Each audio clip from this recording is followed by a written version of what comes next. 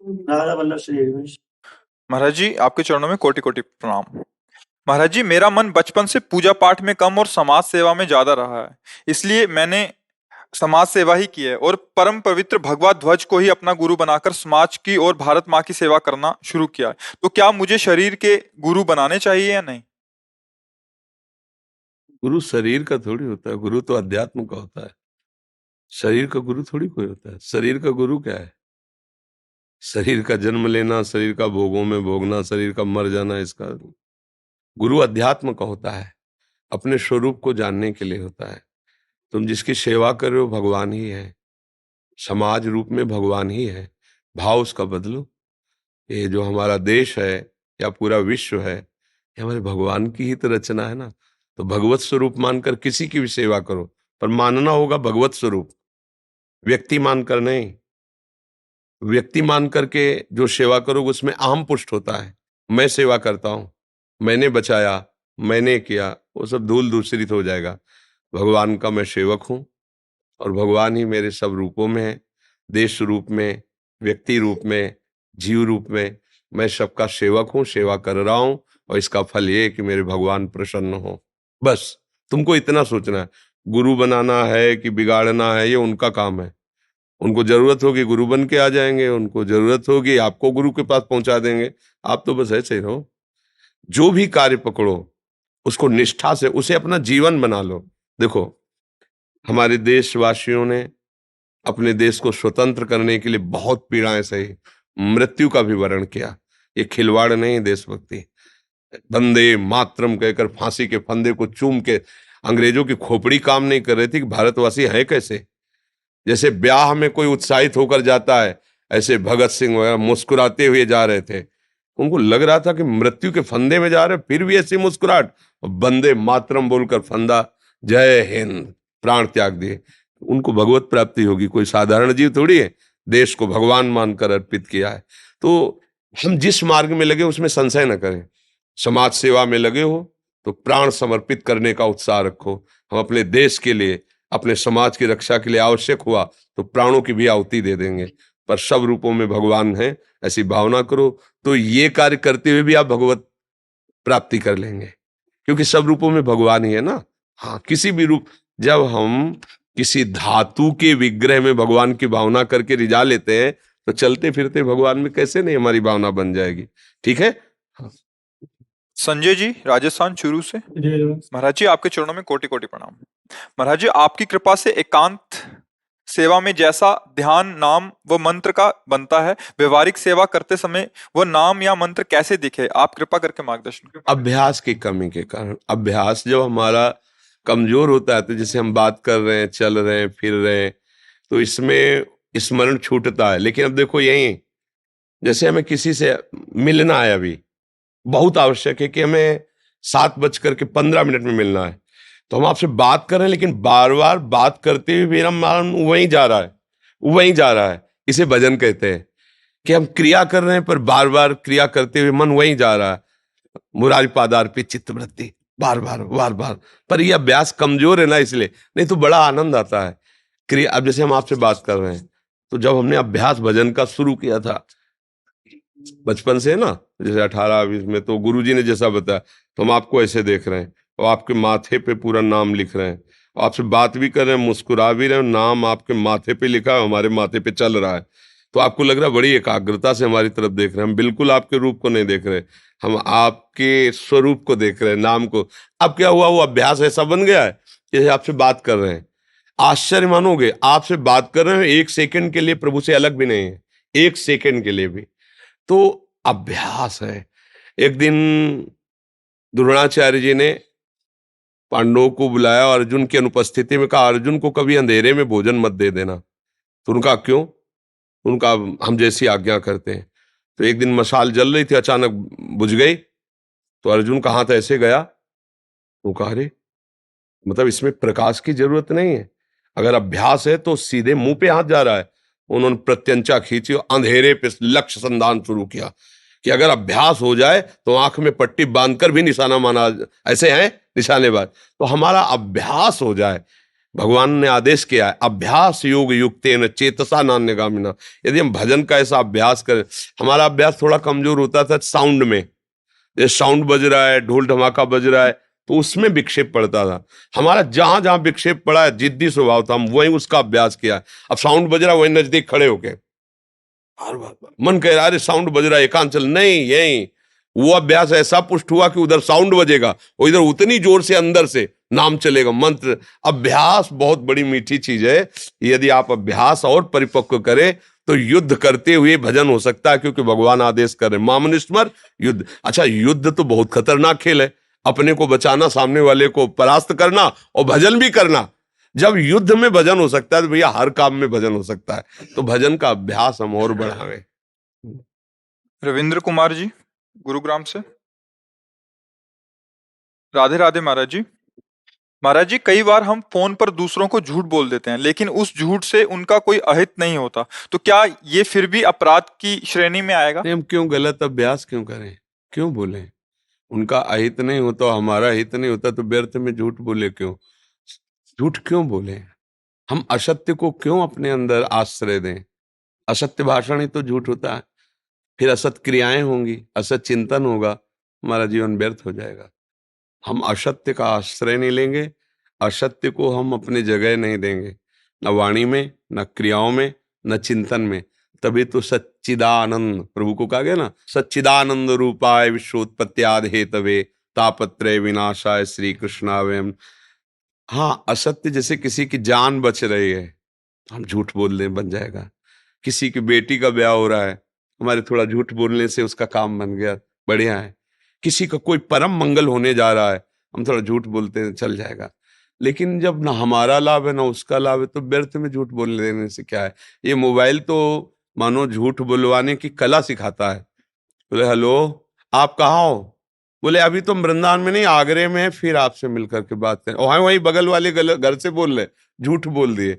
कई बार ऐसे व्यर्थ के झूठ बोल दिए जाते हैं। ऐसा नहीं, हम वृंदावन में लेकिन मिलेंगे नहीं आपसे। सही बात, हम नहीं मिलेंगे, हमारा आज समय नहीं, कल मिलेंगे आपसे। सत्य बोलने में हमारा कुछ घाटा नहीं होगा, हमारा स्वभाव सत्य में स्थित हो जाएगा। पर हम लोग छोटी छोटी बातों में, मतलब झूठ तो ऐसा चल गया है कि लगता ही नहीं कि हम कुछ गलत कर रहे हैं। झूठ बोलने से हमारी असत्य भावना बनती है, असत आचरण बनते हैं। हमें लगता है कि झूठ बोलने से हमें लाभ मिल जाएगा। नहीं नहीं, नहीं असत्य सम पातक पुंजा। अगर हम झूठ बोल रहे हैं तो मानो पाप के समूह को इकट्ठा कर रहे हैं। क्यों? हमारी आदत में असत्य प्रवेश कर रहा है, फिर गंदे आचरण शुरू हो जाएंगे, असत आचरण। अगर आप सत्य बोलने लगे, धर्म से चलने लगे, तो आपको डर लगेगा। अगर कोई भी गलत काम हो गया तो मैं सभा में कह दूंगा कि मेरे से गलत हुआ है, मैं झूठ नहीं बोलूंगा। तो डर लगने, जो डरा, धर्म से डरा, भगवान से डरा, वो पवित्र हो जाता है। ये जो अपराध बनते हैं वो निडर होके तो बनते हैं। जो माया से डर गया वो भगवान में आनंदित हो गया, जो भगवान से निडर होकर माया में लग गया उसको डर ही डर है। हरि डर, गुरु डर, शास्त्र डर, समाज डर, यही आपको पवित्र रखता है। मुझे लगता है झूठ से बचा जाए। क्यों? साध्वी ममता जी। राधे राधे श्री हरिवंश जी। महाराज जी, आपके चरणों में कोटि कोटि प्रणाम। महाराज जी, हम वृंदावन में रहते हैं, प्रिया प्रीतम का नाम जप करते हैं, क्या इसी जन्म में प्रिया प्रीतम की प्राप्ति व लीला में प्रवेश हो जाता है, या इसके लिए हमें दूसरा जन्म लेना पड़ेगा? ये तो आपका समर्पण बताएगा। आपका समर्पण संपूर्णतया प्रिया प्रीतम के चरणों में है, तो इस शरीर छूटने की बात जाने दो। शरीर रहते ही प्रिया प्रीतम की लीला में चला जाया जाता है। ऐसा थोड़ी कि शरीर छूटता है तब प्रियाजू की प्राप्ति होती है, नहीं। निरखत नित्य बिहार पुलकित तन रोमावली, आनंद नयन सुधार यह जो कृपा हरिवन। खुले नेत्रों से ऐसे प्रिया प्रीतम का साक्षात्कार होता है जब हमारा मन एकमात्र प्रिया प्रीतम के नाम का मनन, उनके रूप का, उनकी लीला का, उनके चिंतन का। जैसे अम्बरीश जी के प्रसंग में आता, स वै मनः कृष्ण पदारविंदयो। श्री कृष्ण के चरणारविंद के शिवा अम्बरीश जी का मन कहीं जाता ही नहीं था।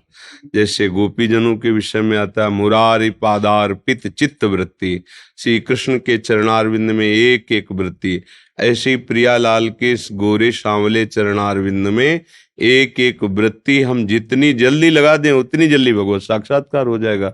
और ये एक बार केवल मिलन होता है, बस फिर बिछुड़न नहीं होता। वो बस जाते हैं नेत्रों में, मन में, बुद्धि में, चित्त में। अब यदि विषय भोगों की लालसा है और कोई अपराध बन गए हैं और आप अखंड वृंदावन वास लिए हैं, तो शरीर छूटेगा और यहीं आपकी गति होगी। भूत बने, चाहे कुत्ता बने, चाहे सुअर बने, चिड़िया बने, वो यहीं बनेगा। फिर अब उससे कोई नया पाप कर्म तो बना नहीं, तो पुनः वो भगवत प्राप्त हो जाएगा, ये धाम के प्रभाव से। वस्तुतः भगवत प्राप्ति जीते जी होती है। जिसने अपनी इंद्रियों पर विजय प्राप्त करके मन को भगवान के चिंतन में लगा दिया और सारे जगत में अपने भगवान का साक्षात्कार कर लिया, वही भगवत प्राप्त महापुरुष है। ये किसी बाहरी परीक्षण के द्वारा नहीं जाना जा सकता, क्योंकि ये हृदय विहारी का हृदय मिलन है, वो स्वयं के अनुभव के द्वारा होता है। अनुभव गम में भजें जय संता, इसका कोई ऐसे प्रमाण नहीं दिया है कि भाई हम 10 साल मेहनत की, ये देखो चेक हमें मिली, इसका प्रमाण नहीं। हाँ, इसका बाहरी लक्षणों से प्रमाण होता है। यूं जिनके पास जाने से हमारा हृदय अपने आप शांत होने लगे, जिनके दर्शन से हमारे हृदय में ऐसा लगने लगे जैसे मैं देखा तो पहली बार है, पर ये हमारे हैं, हम इनको बहुत पहले से जानते हैं, ऐसा लगने लगे। जिनके पास जाने से हृदय में एक मीठी जलन लगने लगे, मेरा जीवन व्यर्थ जा रहा है। जिनके वचन सुनने पर हृदय शीतल होने लगे कि जीवन का यही मार्ग है, वो निश्चित अपने प्रभु से मिल चुके हैं। संतों की पहचान संत बन करके ही जाना जा सकता है। जैसे कोई विद्यार्थी अपने टीचर की योग्यता का निर्णय नहीं कर सकता, ऐसे विषयों में भ्रमित जीवात्मा जो स्वयं भगवत स्वरूप में स्थित हो गए, उन महात्माओं का परीक्षण निरीक्षण नहीं कर सकता है। तो जीते जी भगवत प्राप्ति होती है। ऐसा नहीं कि मरने के बाद उसका कोई हमारी दृष्टि में महत्व नहीं। हमारी दृष्टि में महत्व है कि जो हम जीवन का लक्ष्य बनाए हैं वो मुझे होश में प्राप्त हो। ऐसा थोड़ी कि मर गए फिर कोई गति हो रही हो, सर वो हम उस पर विश्वास नहीं करते। हम इस पर विश्वास करते हैं, हम जिनको जप रहे हैं, जिनके लिए जीवन अर्पित किया है, जिनके लिए हर कष्ट सह रहे हैं, वो हमारे सामने एक बार तो मुस्कुराएं आकर के। ये जीवन का महत्व क्या रहा?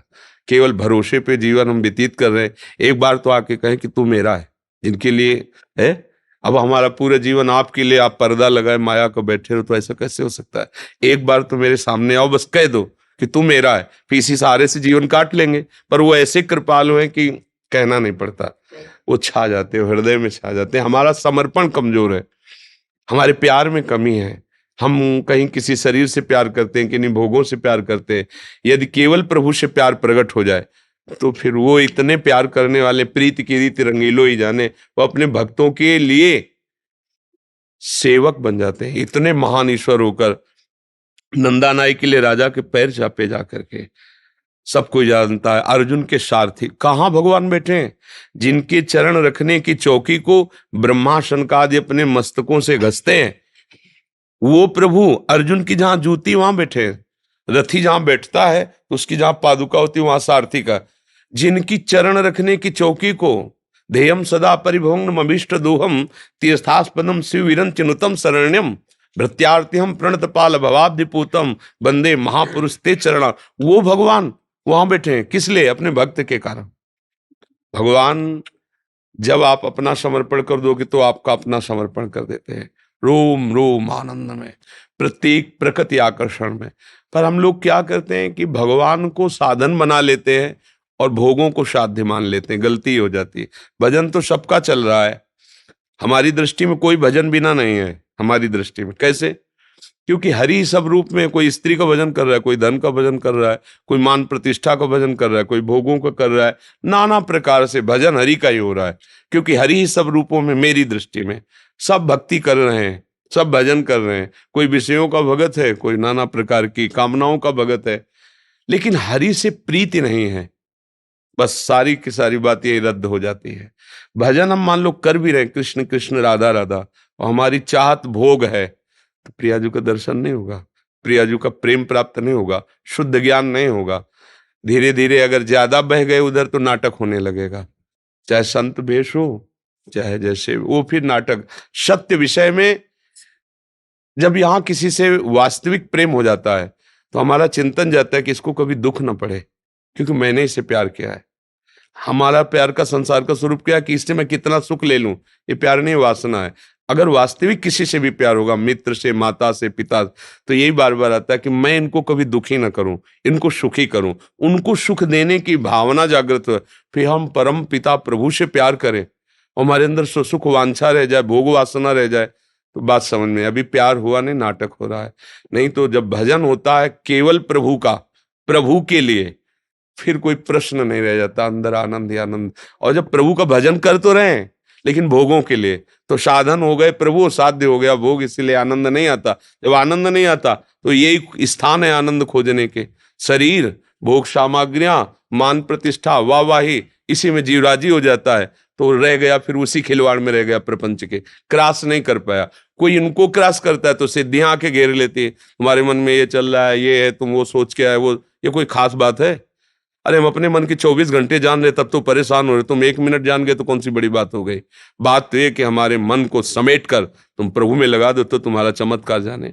मेरा मन कभी दुख में ना जाए, भोगों में ना जाए, ये गुरु कृपा होती है, ये संत कृपा होती है कि मन को बलात् अपने भजन बल से खींचकर प्रभु में लगा दिया। जो विषयी मन था वो अब नाम जप करने लगा, वो प्रभु से प्यार, उस अव्यक्त परमात्मा से प्यार करने लगा।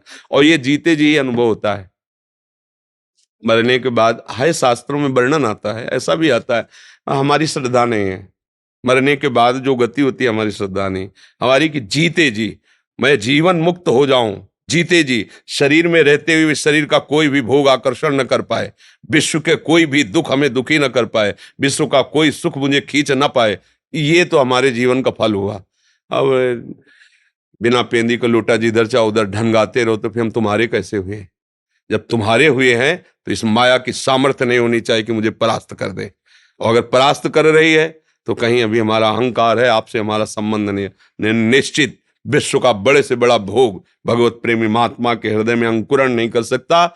जैसे भुने हुए चना में चाहे जितना खाद पानी लगा दो, अंकुरण नहीं हो सकता। अगर वासना है, भोगों में सुख भाव है, अभी स्थिति नहीं आई, अभी स्वांग हो रहा है भक्ति का। स्थिति वही है, विश्व का माना हुआ जितना सुख सब आ जाए। जब श्री सुखदेव जी महाराज को स्थिति प्राप्त हुई तो प्रमाण कौन दे? जैसे मानो मुझे कोई अनुभव हुआ तो हम अपने गुरु जी से पूछेंगे ना, महाराज जी ऐसा अनुभव, हाँ ठीक है, नहीं नहीं गलत है, तो प्रमाण तो वहीं से मिलेगा ना। तो श्री सुखदेव जी को जब ब्रह्म साक्षात्कार हुआ, अनुभव हुआ, तो प्रमाण किससे मांगे? प्रमाण चाहिए तभी तो। चाहे शिव बिरंचे समोई गुरु बिनु भवनिधि तरह, जो तुम्हें मिला वो कैसे प्रमाणित हो कि वही है? भगवान व्यास देव जी के पास गए, व्यास देव जी ने देखा तो उन्होंने कहा कि इसका प्रमाण विदेहराज जनक जी करेंगे, परम ज्ञानी है, महात्मा है। चक्रवर्ती सम्राट अम्बरीश जी देखो, वो महात्मा है, और एक वलकल लंगोटी लगाने वाले दुर्वासा जी, उनको भगवान विप्र कह के संबोधन कर रहे हैं। एक चक्रवर्ती सम्राट है, उसको कह साधु हृदय मह्यम, वो साधु है। विभीषण जी को साधु, यही तो समझना मुश्किल है। भगवान स्थिति का आदर करते हैं।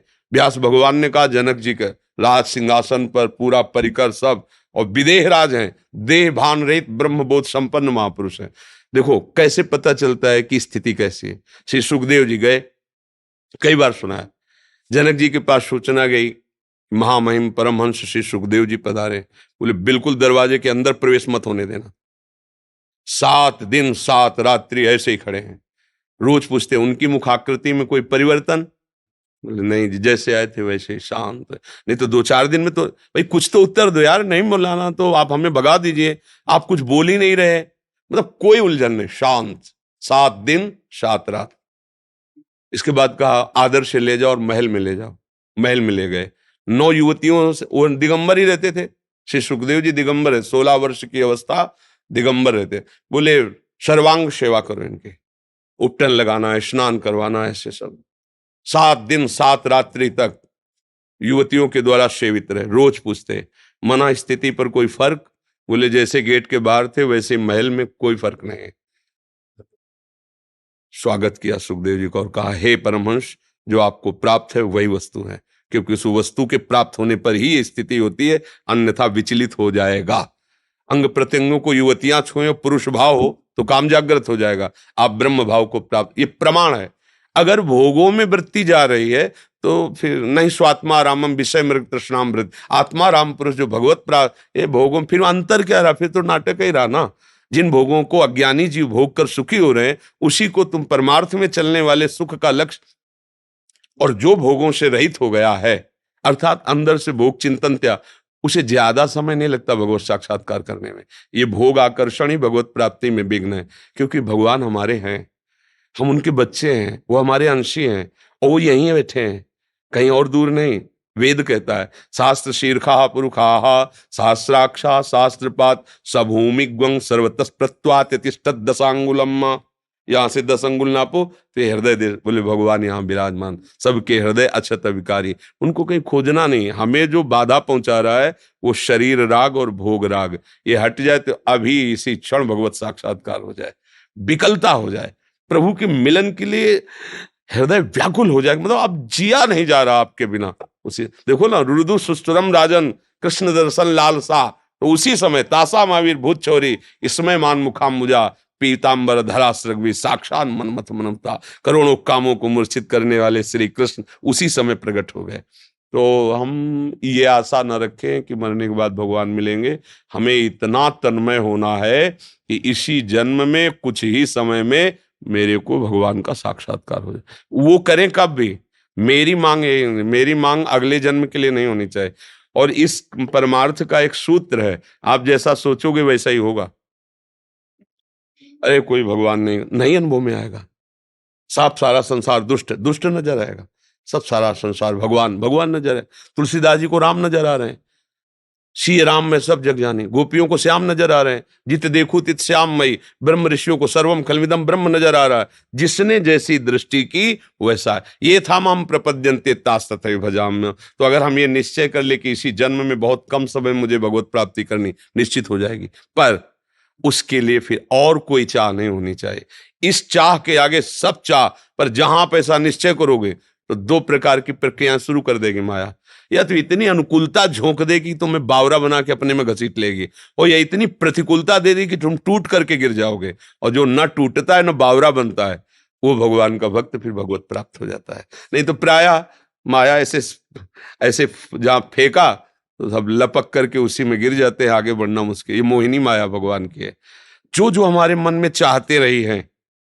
जैसे भगवान के दर्शन करने के लिए विभीषण जी गए, तो पहला भगवान ने काम किया कि समुद्र का जल लाओ, पहले तिलक लगा लंका अधिपति।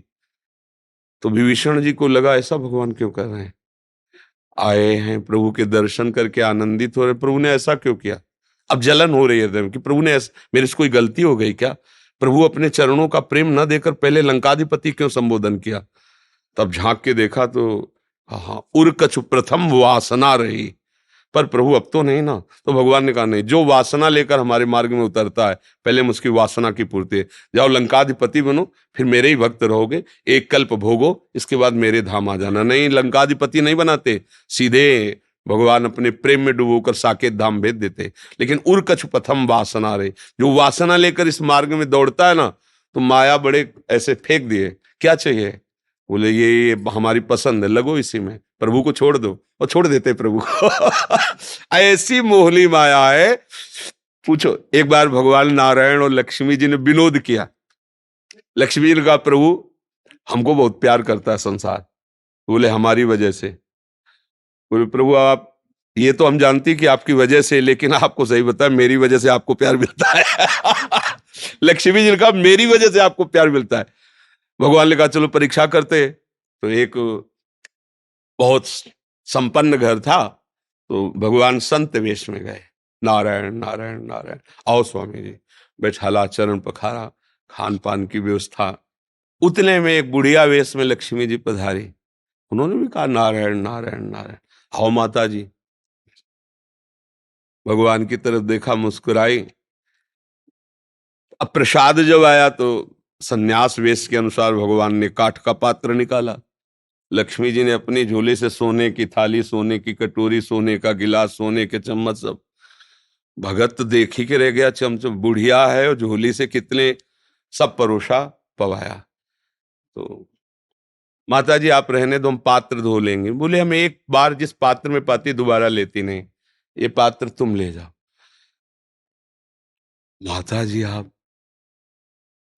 अब आप जाओगी नहीं, पूरी पर हम वहां रहते हैं जहां ये साधु महात्मा नहीं रहते। अगर साधु महात्मा रहते हैं तो फिर मैं वहां नहीं रहती। बोले महाराज भोजन हो गया ना, अब आप चल। बोले नहीं आज रात रुक। बोले बस महाराज हमारी श्रद्धाला टूटे, अब आप लक्ष्मी जी मुस्कुराई, जब वो चले गए तो अंतर ध्यान हो गए। बोले देखा ना, हमारी वजह से तुम्हारा पूजन होता है। तो प्रायः हम लोग ऐसे ही हैं कि अंदर वासना रहती है और वासना के कारण भगवान की उपासना करते हैं। तो जहां वासना मिलती तो उपासना क्षीण हो जाती है। जिसका केवल लक्ष्य भगवत प्राप्ति, उसको इसी जन्म में भगवत प्राप्ति और देह रहते हुए हो जाती है। देह रहते हुए, देह में है और भगवान का साक्षात्कार हो जाता है।